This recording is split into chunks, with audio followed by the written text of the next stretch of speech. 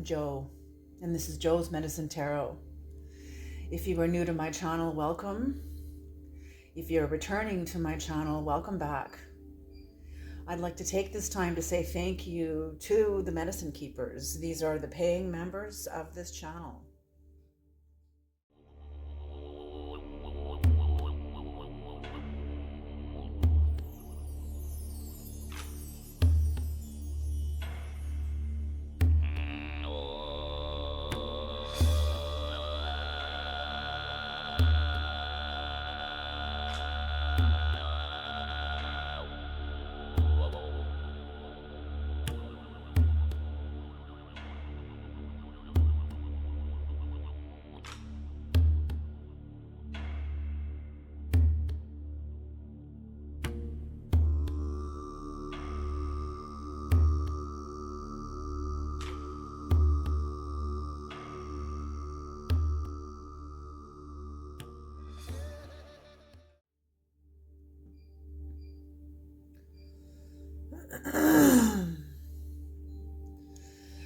Creator, please bless this reading. Please bless this sacred site. Please protect this sacred space from any malevolent energies that want to come in. Please protect the reader, the viewer, and myself from any harmful energies, even high voltage knowledge that may come through the reading that we may not be prepared for. That does happen too. You know, sometimes sometimes you don't always know what you're about to hear. You know, my very first tarot reading was prophetic about things in my life that had not yet happened, and they were horrific things. And the reader said them, I think she was kind of like a miserable person, but she said them in a way that was like, you know, this kind of, like, it was awful. It was awful. It was one of the most awful experiences. So I don't ever want to do that. And that's what I mean. Tarot is dependent on the reader. Tarot is dimensional. Depends on who you are, who the reader is, the work that they have done on themselves, the knowledge they have taken into themselves, their own process with personal empowerment, their own process with spirit or their own soul or whatever you want to call it. Okay. All right. Because I do not want to contaminate anybody's psyche. But I also want to bring in the truth too. So listen at your own risk, you know, also kind of too, because sometimes what comes in, comes in. Okay. Thank you, Creator. Thank you so much. Okay, here we go.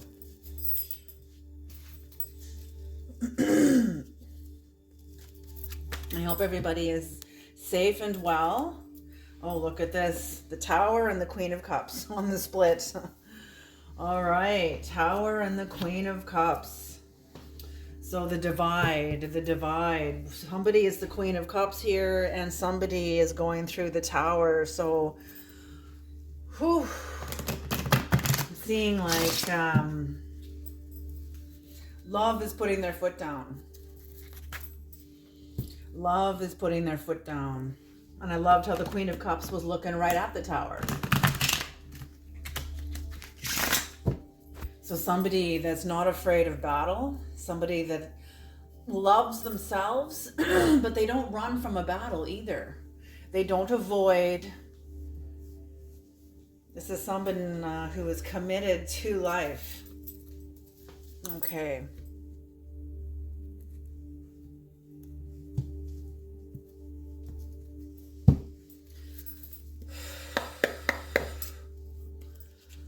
Right, 7 or 4. 4. Okay, 4 card spread today. We're going into the Crucible. Wow, holy smoke, what is this? The Fool and Death.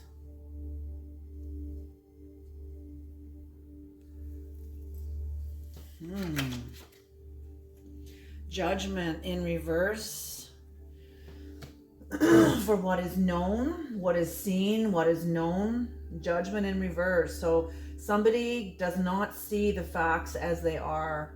Somebody is not being honest with themselves. They're not seeing, they're refusing to see.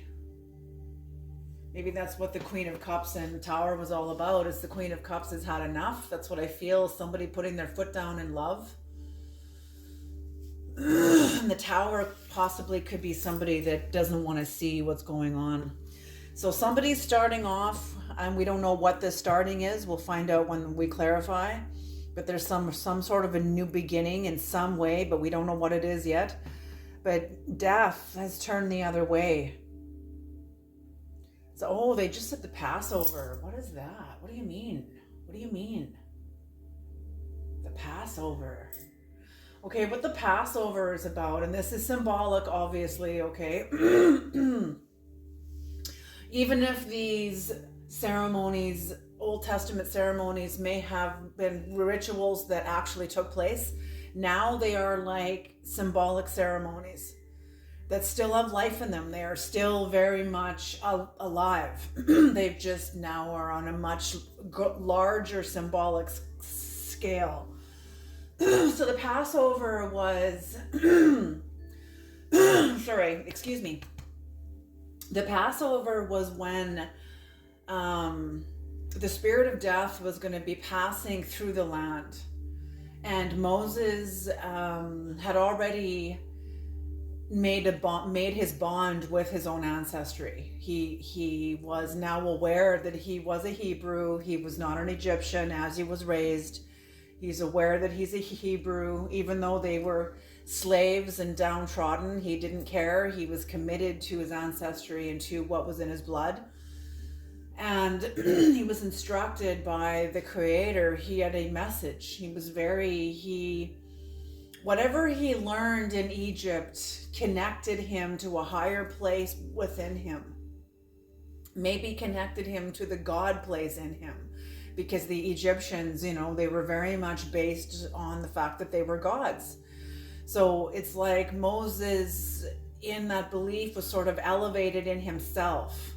He was not a lowly slave. He was a high person in high order. But yet he had just been humiliated, being demoted to understanding what was in his ancestry.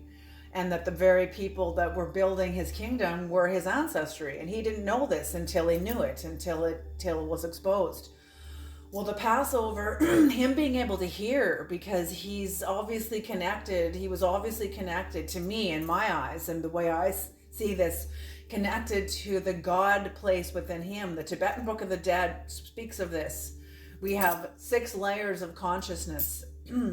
The hell realm, the hungry ghost realm, the animal realm, the human realm, the jealous God realm, and then the God realm. So there's 6 realms. So I'm feeling like whatever Moses had learned had elevated him through all of these realms within himself, these levels of consciousness within himself, bringing him up into the brain of the gods so he could hear from God. Okay. And so he heard that that the spirit of death was passing through the land, take a lamb that was very gentle and very pure, and slaughter it and take its blood and wipe the blood on the lintel and the doors of your home. And when death comes, he will see the blood on your door and death will pass over you. The doors that do not have the blood on it, death went in and took all the firstborn of the Egyptians, according to the story. So whatever's happening here, it's like a Passover. There's some sort of a Passover going on. This is really eerie. This gives me a really eerie feeling. Somebody was not willing to see things as they were, just like the Pharaoh in Egypt was not willing to see things as they were. He was not willing to see that he was being a tyrant. He wasn't willing to see the level of injustice he was committing upon a certain people that he saw as slaves and invented only for his service. He had not yet developed the compassion to see sovereignty for all. So that's, I'm kind of getting that somebody feels like a pharaoh. They feel entitled, they feel favored, like they're the ones that should be favored, they're the ones that should have all the clout, all the say, all the power, all the favor, all the privilege, all the entitlements, all of the recognition, all of it. And they're not seeing there's an injustice here too. Okay, what's the next card? Oh my gosh. Okay.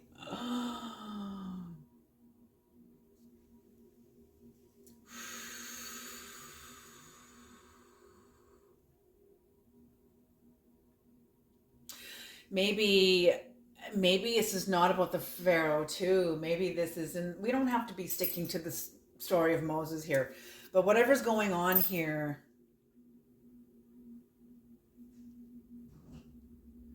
I feel like somebody does not see that they are a high priestess.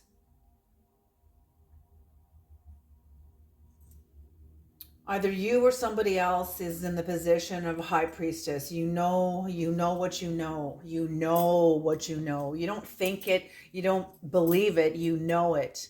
There's a difference. There's a difference. When people say, do you still believe? Believe. It's not that I believe anymore, it's that I know. Belief is for babies. There's a scripture, they're asking me to bring this in. It's in the book of Romans, and it's about when you are young. I think this is Paul, who was formerly Saul, who is now Paul the apostle. He said, when I was young, I did what young people do. When I was a baby, I drank the milk.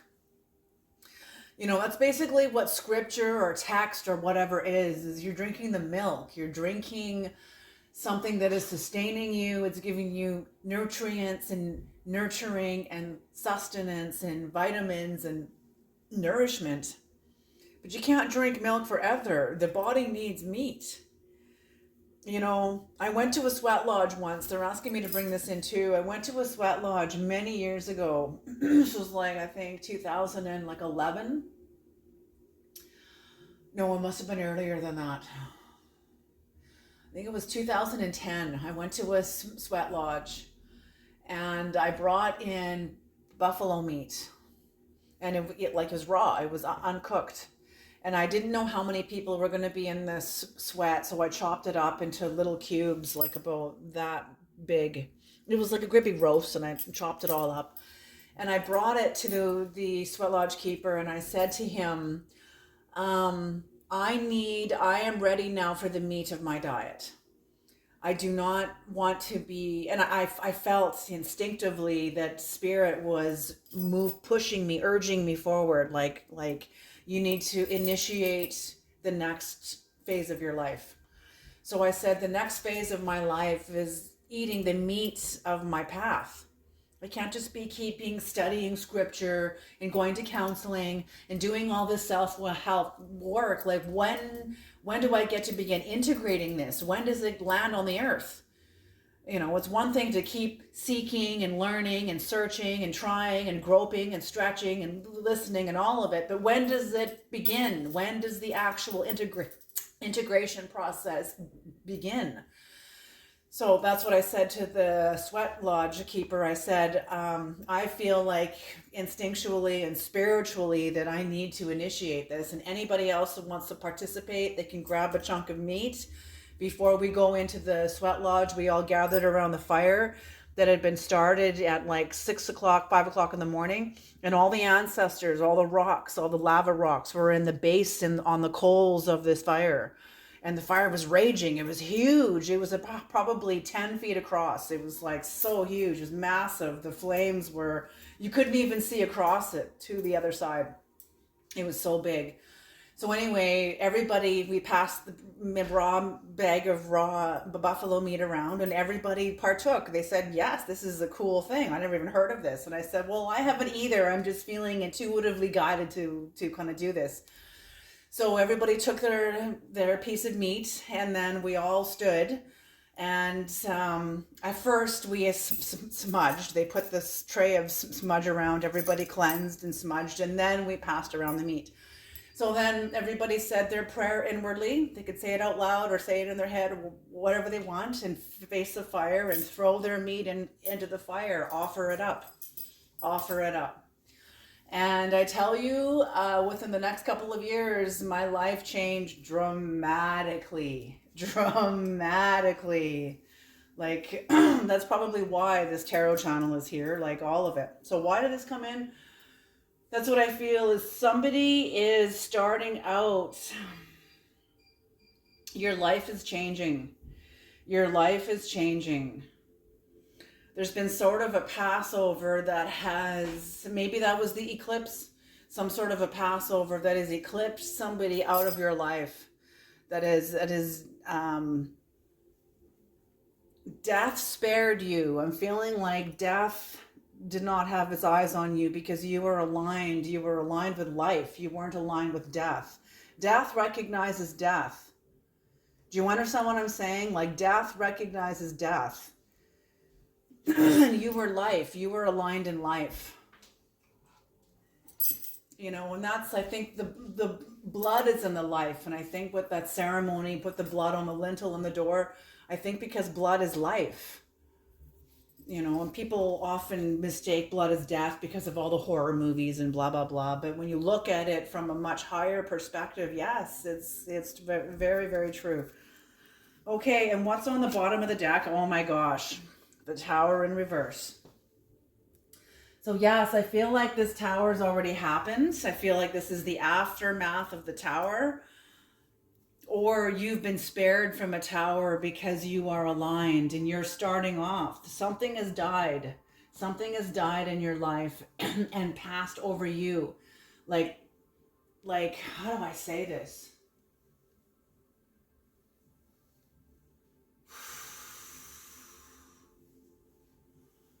Like when death passed over you, it took something with it. It took something with it. It took parts of your life that are no longer aligned with you, no longer aligned with your trajectory, where you're headed, what your goals are, where your future is aligned with, That's what was taken. And it was almost like payment also too. I'm seeing it as like an offering, just like the buffalo meat, you offering, readying to release things out of your life that are no longer yours. And that's what I'm seeing here.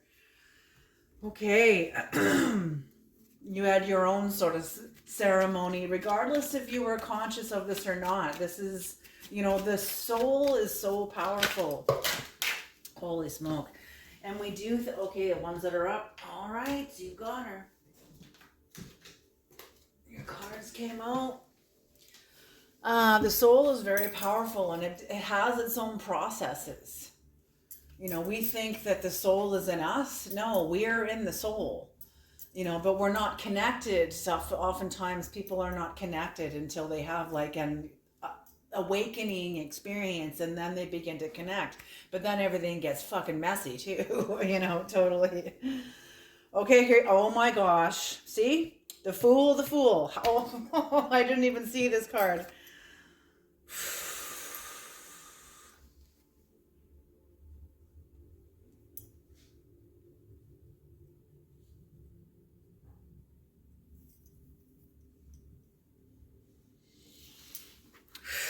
Okay, the Fool and the Ace of Swords. Holy smoke. What is death? What is death?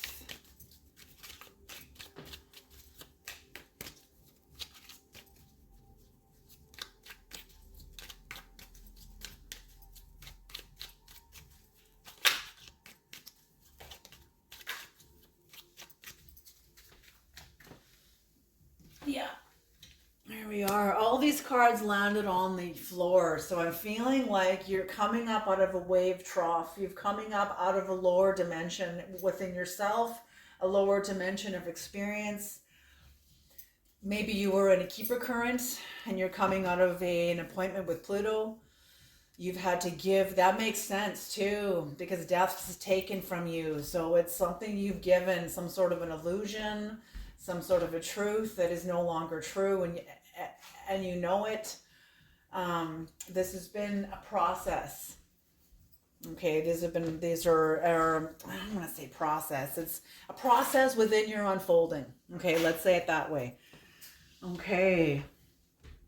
Whatever death is taken, with it goes the Three of Swords. So it's, you are recovering from a Three of Swords. I think somebody has taken, somebody's been eclipsed out of your life that brought you a lot of suffering, brought you a lot of heartbreak, suffering, and grief. And you are now recovering. You have forgiveness for this person. You have forgiveness. I feel like that's what makes you so outstanding, is this person does not deserve your forgiveness. Whatever happened here, somebody sort of lured you into a relationship with them. That's what I'm feeling, like lured you in and then struck the sword into you, struck some sort of sword into you, whether this was a lie, a betrayal, some sort of a experience that was very, very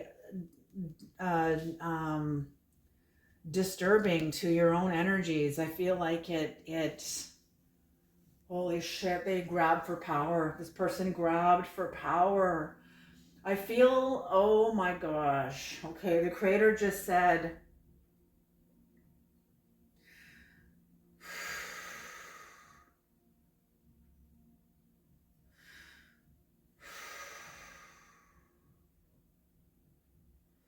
I'm just trying to find the start of this intuitive thread here. The creator has just said, like, whatever's happened here, the both of you could have risen together. You were both being initiated into a higher dimension, and whatever happened, somebody grabbed for power. They grabbed, they like grabbed over, like elbowed everybody out of the way and grabbed for power. Whatever, in whatever way that was, whether they like put knives in people's backs, betrayed people, lied on people, made themselves out to be like worse off than they were, like totally played it up, just played it right up, and then grabbed for power. Everybody was so busy following their decoy that they created that nobody saw the truth. That's what I'm seeing. They created some sort of a decoy, like confusion, all this confusion, and everybody's all confused. And while they're all confused, that's when they grab for power, because no one was really paying attention. And people like this is like, they're almost like a sociopath or a psychopath, because they'll go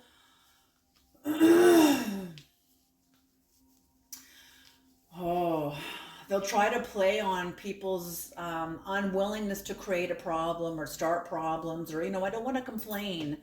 So they'll try to ride on somebody that won't complain, and that way they can just ride them forever, because the person will just take it. They'll just take it. They won't speak up for themselves. They won't fight back. They won't stand up for themselves. They won't complain. They won't tell the authorities. They'll just take it.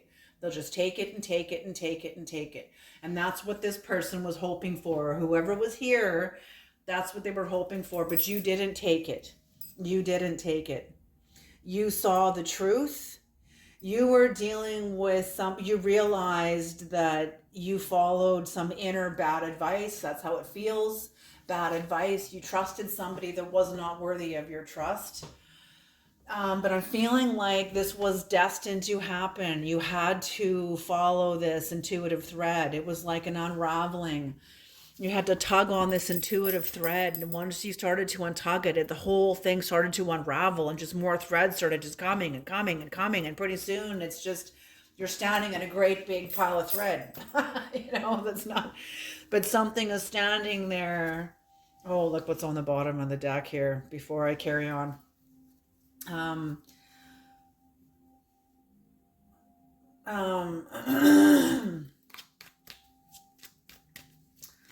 something that's no longer keeping its form as it was. Like whether this was like some sort of a garment that is that has unraveled from you or from someone else. Maybe it's like the emperor's new clothes. This person acted like they were all wise and, anointed, and all of a sudden, and meanwhile they're taking money from the offering bin or something like that. You know what I'm saying? And it was a child, and actually in the actual story, it was an elder and a senior woman that pointed out, like, the emperor's not wearing special clothes. The emperor's naked. Everybody's naked. Okay.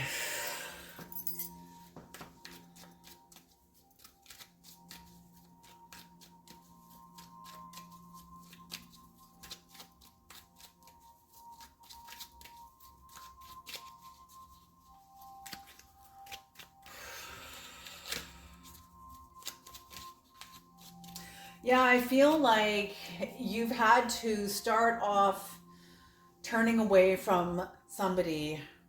And there we are, the Queen of Cups looking right at the Tower, the Queen of Cups putting their foot down. I'm also seeing the King of Swords here, mind over heart. So that's what I'm seeing here, is that because there's a certain coldness here, you have a new beginning, and a new beginning in justice. So whatever this is, you've brought yourself justice. So, I was expecting to see like a new beginning in, like, I don't know, some sort of like a vocation, a job, a skill, or something like that. But that's not what they're focusing on. That's secondary, because you've aligned yourself with justice. Now, whatever is going to come through is going to come through more aligned to you, whatever this is, whatever new venture, because you're starting out. You are starting over again, beginning a new cycle, starting over. You brought yourself a sense of justice because you spoke the truth. You eliminated deception. You eliminated illusion. Somebody had created an illusion over your life. An illusion of, I'm just seeing someone getting swallowed whole by like an illusion, like definitely something that was very deceptive, like a lie. Someone lied about you, some sort of gossip that like encapsulated your whole being. It's like you were encapsulated in this. Like, so somebody caught a butterfly, or they caught a bird, and they were able to like bring it down to the earth and capture it, try to keep it caged. But you, no, because you plunged your sword of truth into like a nest. And here we go. It's interesting. We're talking about the Tibetan Book of the Dead here. 1, 2, 3, 4, 5, 6. Yeah, there's 6 little chicks there. And that's what I love about this card, is because it corresponds with me to the Tibetan Book of the Dead and the 6 layers of consciousness, because there's 6 little chicks in here, and you have plunged a sword in the midst of the nest, the sword of truth. It's like it's protecting these chicks.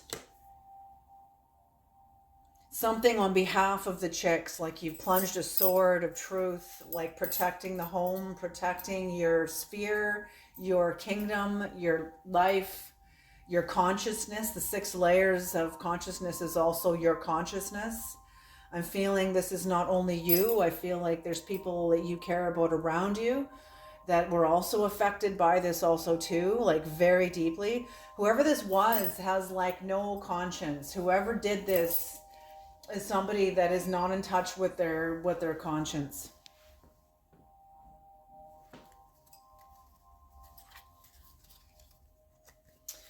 Okay, 2 more cards for death, please, Creator. 2 more cards for death. 2 more cards for death, please. So yeah, something, because death is moving away from you. Very interesting. Very, very interesting.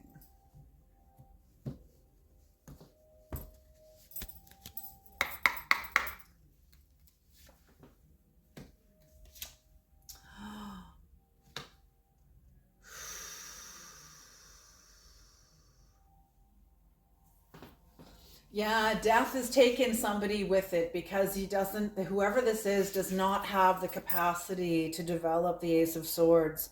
This is somebody that doesn't trust themselves. They don't trust themselves on the physical dimension. They don't trust themselves. They don't trust their life. That's why they're out of alignment. That's what I'm saying. Death recognizes death. Like attracts life. Like attracts like. So, that's why. Oh God. Uh-oh. Oh no, this is the reading. Okay. Oh geez. Okay, I gotta look this up.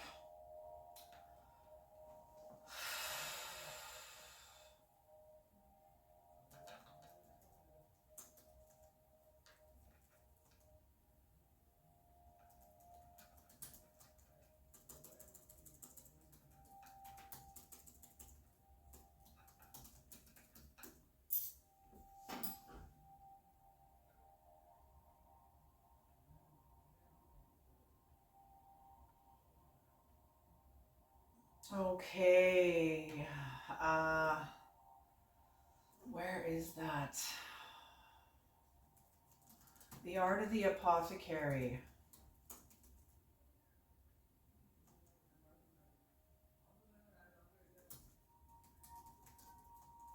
There it is. There it is. There it is. There it is.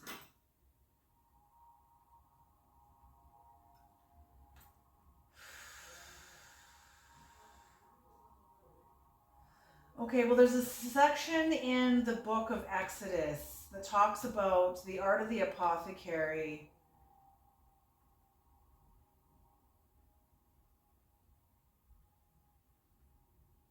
Oh, I wish I could find it. Um,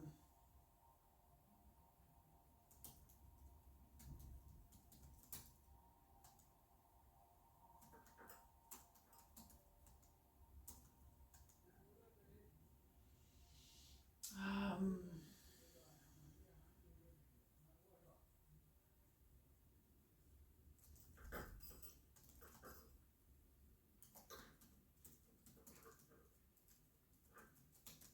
I'm just going to pause this until I find it.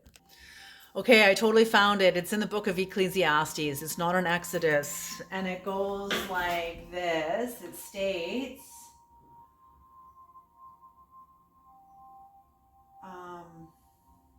hold on. Ecclesiastes chapter 10, verse 1, quote, "Dead flies make the perfumer's ointment give off a stench." So it's basically the altar of incense made that was instructed in the book of Exodus. It was designed to, when you smell it and it overcomes your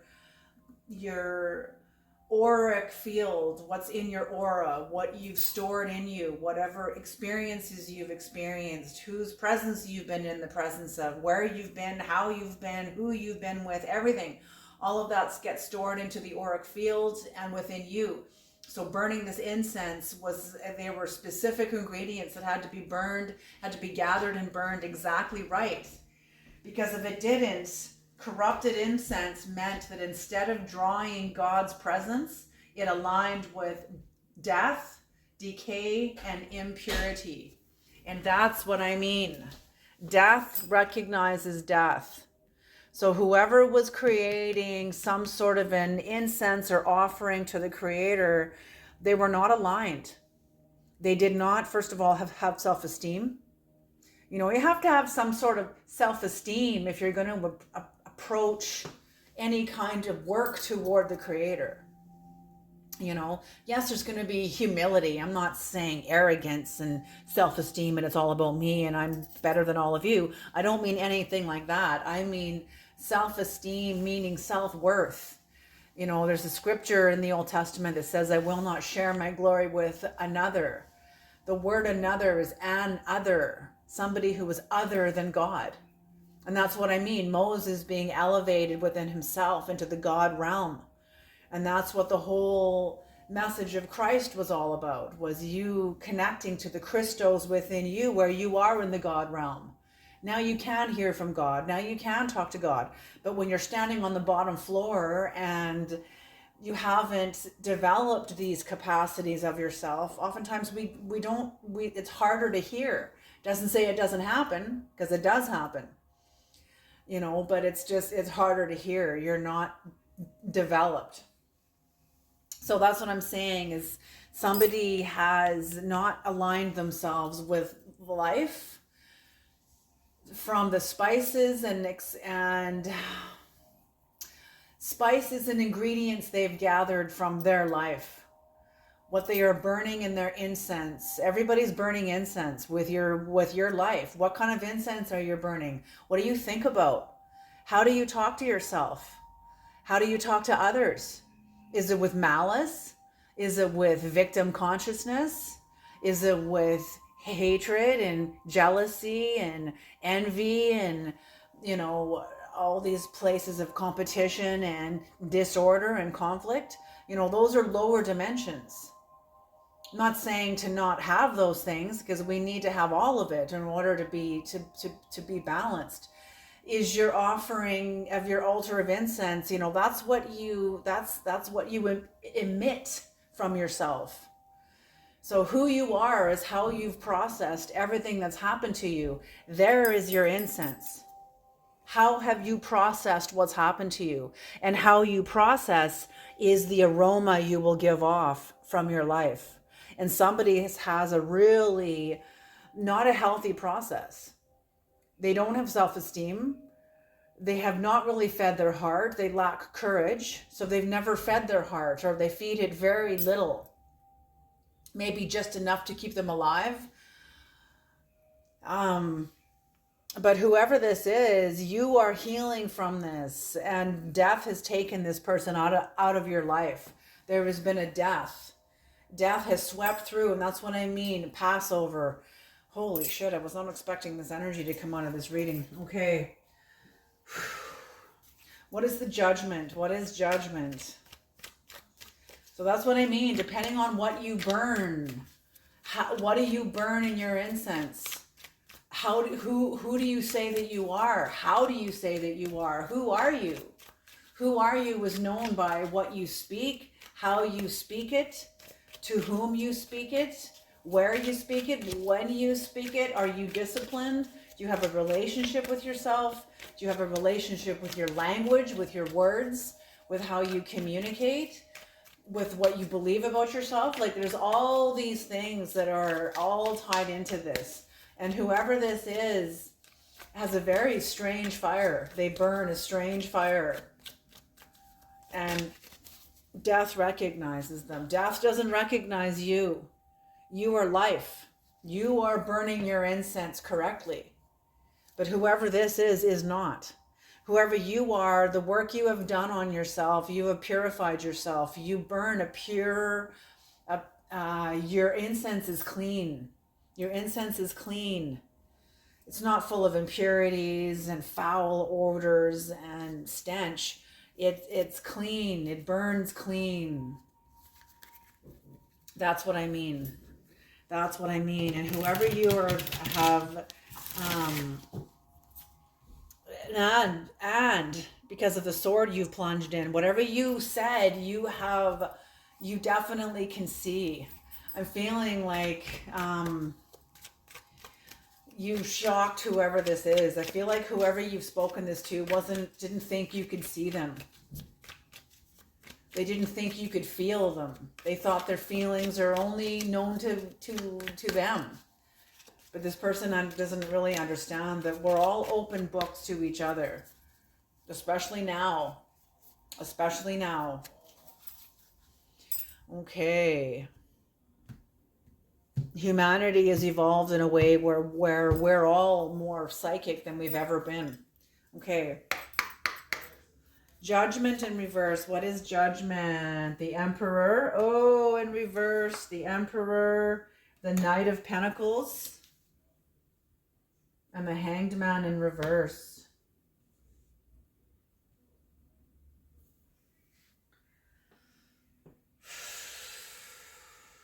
Someone has lost power to you or because of you.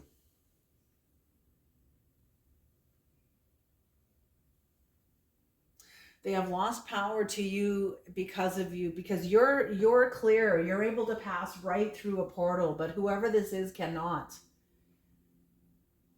Whoever this is cannot. They haven't been able to make the necessary sacrifices. They can't clean, like, that's what I mean. Their incense is not pure. It is not purified. It attracts death. Just like it states here. I was blown away. I was like, I know this is in the Bible. I've seen it before. I've studied it, Ecclesiastes. And not even that. It's, sorry, where is that? Okay, it's in Exodus 30, verse 38, where people are cut off because of the smoke they burn, because of their incense, because of how they what's happened to you. Who you are is how you process what's happened to you.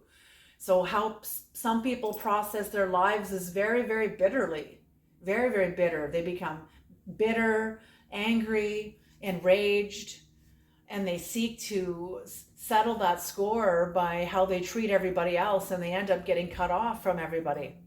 They lose, they damage their relationship with everybody because of how they behave in the world.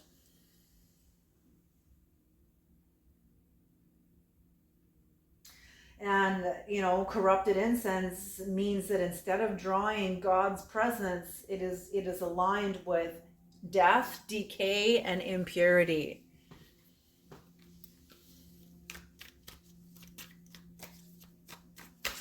I'm also feeling the presence of very fundamentalists. People that are fundamentalists, like people that believe in the doctrine of discovery. I can't even tell you how many, I don't know if I should even say this. Yeah, I just got vertigo. Yeah, I have to say it. How many people I've met in my own life that are First Nations that are absolutely aligned with fundamentalism, even though this was the spirit behind what annihilated their ancestors. Do you know what I mean? Like, that is brainwashing to the maximum. To the maximum. It's kind of like, well, have you developed any thoughts of your own on this? Or you just listen to your pastor? Or you just listen to people that are buying into the same sort of belief system? Have you ever developed your own ideas on this? Or have your own thoughts about this? No. Why should I? Jesus Christ is the Lord. Like, well, okay, that may be true, but where in the Bible, show me where it says he leads people like the Romans did into annihilating people. Then what the hell did he die for then? What did he die for then? Did he die on the cross so that one race of people could rise up and say that we are the true way and everybody else gets annihilated? You need to, and show me where it says that. Show me where he says that in the Bible. And then people then proceed to confuse and lie and whatever, or they end up hiding behind the tribal mind. Well, that's what my mom says, that's what my dad says, that's what my pastor says, that's what this person, that person, them, then they go hide in the herd. And that's when you're speaking to a fool, and there's nothing. They're probably hiding behind 10,000 people in there that are all unified under one mind, Oh, God. Unified in confusion. God, if that isn't a hell realm, I don't know what is. Okay. I'm not saying this is all religion, but I've met people like this. Trust me when I say. Okay, yes. The one of you that is absolutely aligned, the part of you that this person is not aware of, I'm feeling that maybe you're not even aware of how aligned you are within yourself, but you are aligned with the sun, Lord of the fire of the world. So you carry this within you. This is the secret of the world that burns within you because of your connection to Boaz and Yakin. You are the tension of both of those, the tension between unity and duality, the tension between mercy and severity.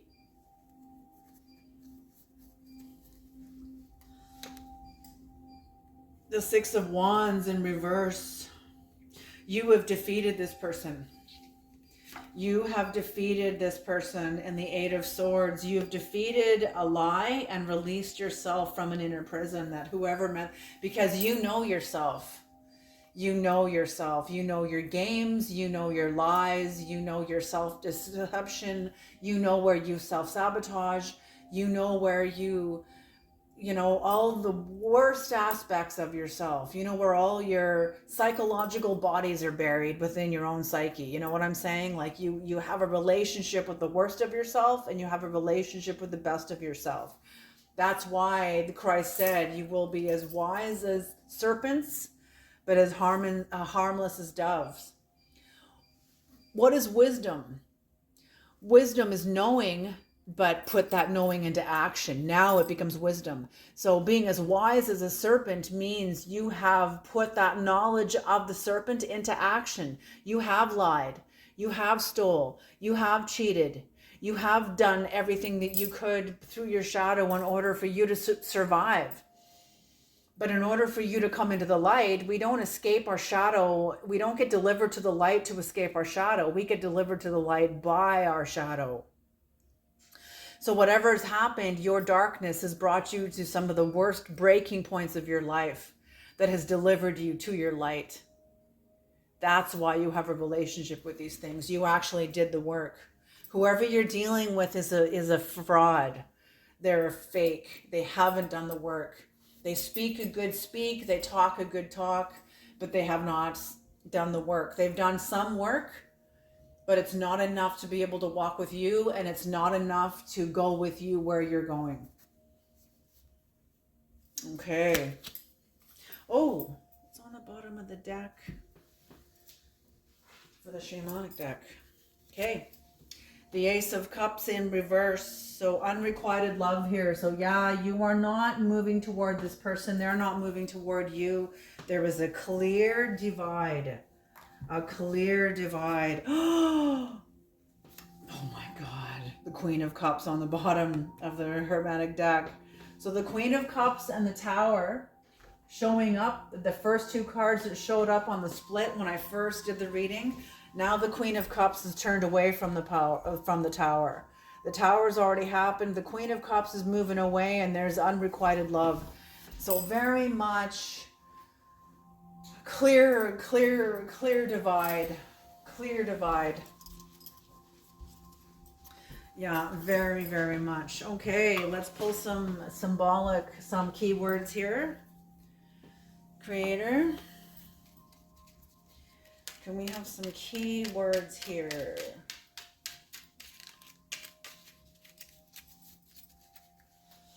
I'm just going to shuffle these down here because I don't want them blowing cards all over the table.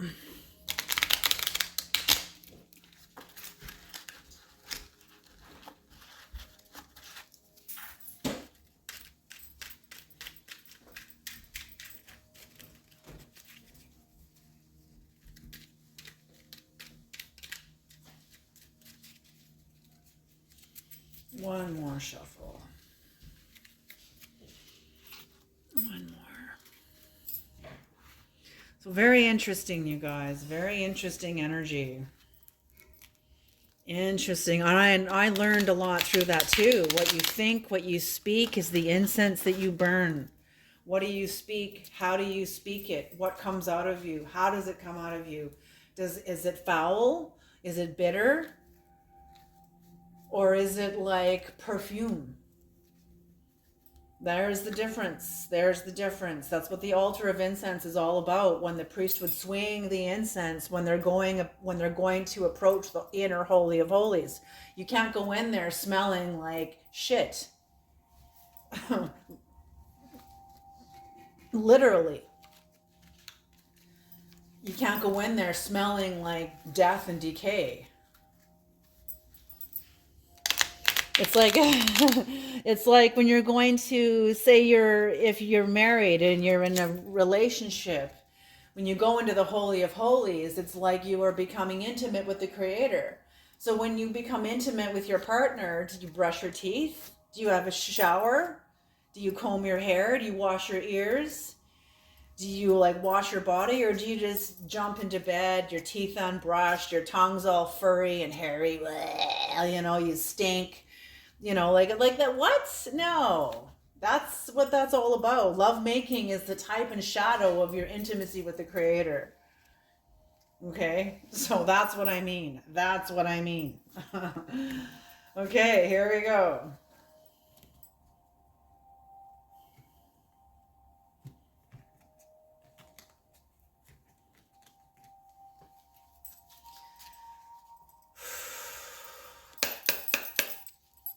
Okay, here we go, Creator.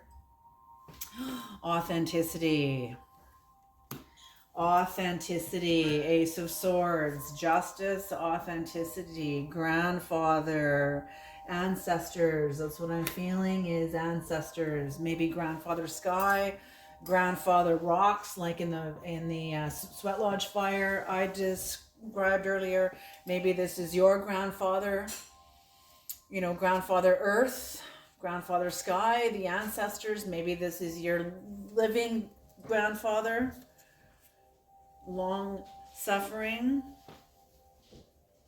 I'm getting for some of you, you are Indigenous and you have seen your seniors go through a lot of suffering because of what they went through, because of the patriarchal society in Canada, especially at first contact or even after that. Jealousy.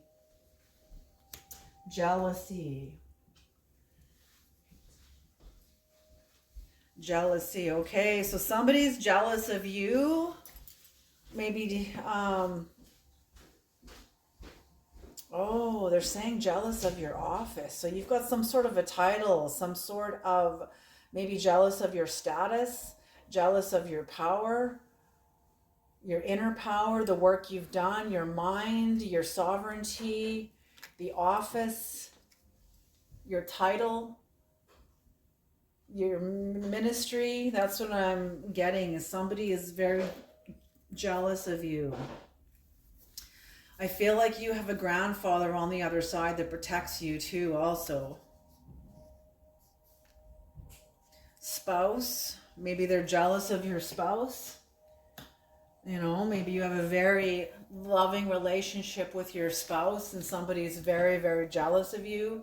Maybe they're in like a loveless marriage. They don't have romance and intimacy the way that you do. Maybe their spouse doesn't love them the way your spouse loves you.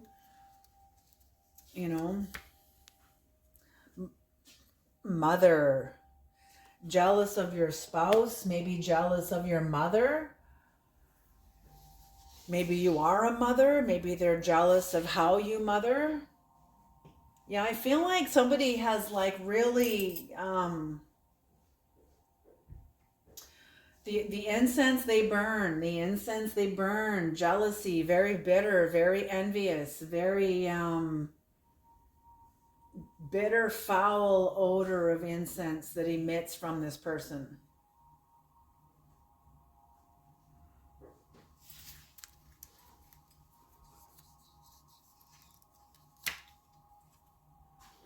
Mysterious. So yes, I feel that you're very connected to the mystery, to the great mystery. You are a mystery. And whoever this is, I feel like they have lost that connection to that part of themselves a long time ago. Through whatever. Maybe they want to reconnect to it. Maybe they want to heal. Maybe they want to reconnect, re-enchant themselves. They long to be re-enchanted. That's what I feel, is they long to be re-enchanted. I feel like they see you as the real thing, the true healer. And I feel that's why they're jealous. I feel like they hate that they're jealous.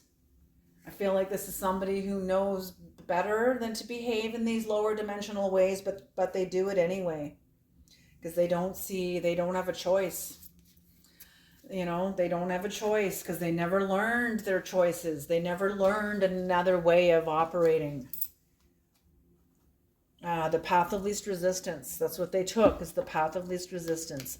What's on the bottom of the deck for this is wisdom. So yes, that is, there we are, the high priest, Boaz and Yakin. According to King Solomon, these are the legs of the mother, and the mother's name is wisdom. Like I said, knowledge is knowing. Wisdom is activating that knowledge. This is why fundamentalists get so dangerous. It's because they don't activate the knowledge they know. They keep themselves hostage from it, because they've been taught that they are sinners and they're unworthy. So they can never really, so then what's the whole point of when Christ says that you have this inheritance? What's the point if you can never attain it? See, that's what I mean. That part of religion and the interpretation of Christ, that is a very deceptive and damaging interpretation.